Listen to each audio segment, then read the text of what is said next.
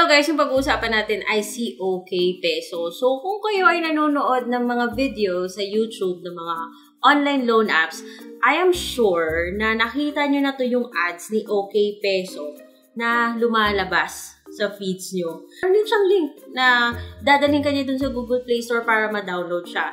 So, huwag nyo muna siyang i-download kasi kilalanin muna natin tong si OK Peso, ha? So, if you want to learn more, then please keep watching.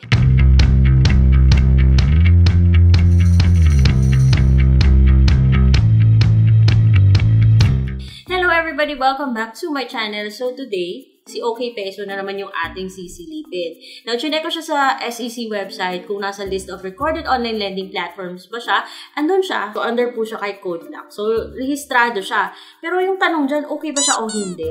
Kaya guys, din-download ko siya para sa inyo kasi sinubukan ko siya para mabigyan ko kayo ng tamang expectations dito kay OK Peso. So, this video is not sponsored. It's based on my personal experience.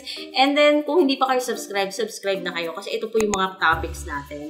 Kaya ito guys, din-download ko siya at sinubukan ko siya para sa inyo guys. Kahit na-rehistrado siya guys, it doesn't mean na okay siya para sa inyo ha. So yung mga promise ni OK Peso is up to 20,000 pesos daw yung pwede mong utangin. So, huwag ka maumasa na ito yung makukuha mo kapag first time ka kasi well, magsisimula ka lang talaga sa mababa. Yung first impression ko nung nakita ko yung platform niya is parang okay siya. Parang effort yung developers para magawa na para siyang professional thing. So magpatuloy na nga natin. And pag na-download mo na si OK Peso, so may mga overview siya, pero pwede mo lang yung skip. Pagkatapos i-click mo lang yung start at mapupunta ka doon kung saan yung sasabihin niya, hindi 20,000, but 10,000 ka daw, doon ka daw magsisimula.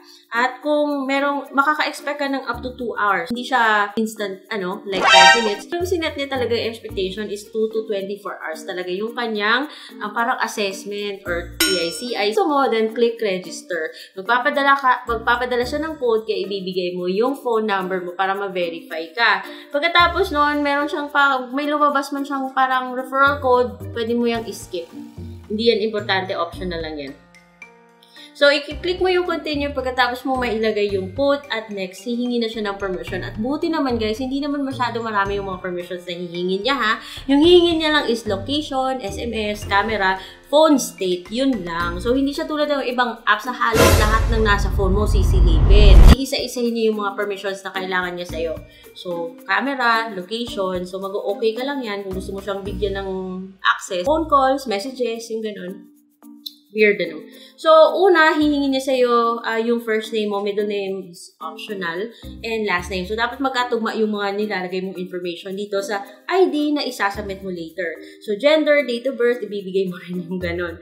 At pagkatapos ay, kung meron kang alternative phone number, kung may dual SIM kayo, sige, bigay nyo na lang. And then, Facebook, this is not optional. Kailangan mong ibigay yung Facebook, yung link ng Facebook mo, guys. So, pagkatapos nun, kung gusto mo itong magpatuloy, then just click next. Hihingin niya yung address mo. Hihingin niya yung religion mo, marital status, housing status, highest educational attainment, and kung kailan ka magsisweldo. Pagkatapos nun, i-click mo lang yung next. And then, hihingi po siya ng contact references, pero 3 lang yung hihingi niya sa'yo. So, sabi dito, allow permission to access your phone mo kasi kung sakaling hindi ka makontak in case of emergency, sa kanila kontakin yung mga taong to. So, take note lang. So, please make sure na tama yung information na sinasubmit. Yung mga IDs na tinatanggap pala niya is yung UMID, driver's license, SSS, passport, postal ID, PRC, national ID. Hindi ako nabulol.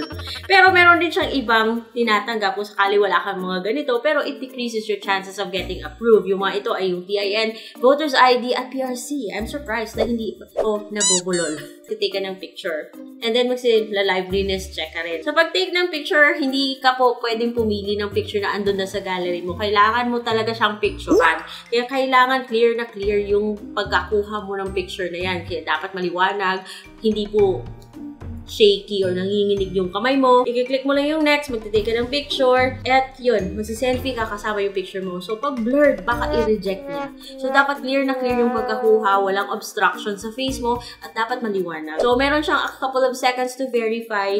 If pasado yan, then mapupunta ka dun sa page kung saan sasabihin niya kung magkano yung initial credit limit mo. So, ito may 20,000. Pero kahit na i-move mo yung slider beyond the 2,000, at lagay mo yung 3,000 for example, sasabihin niyang pay on schedule. And then max loan amount can be increased. Ayun.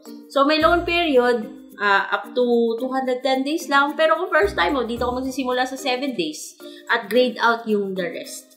So, ayan. Payment channel na. So, yung iba't ibang payment channel is bank, GCash, PayMaya. Parang maganda yung interface yung overall. Wala akong nakita mga red flags like mga wrong spelling, mga nakakatuwang English, yung mga nakakatuwang pagkalagay ng mga words. So, wala akong na-encounter ganyan. Buti naman.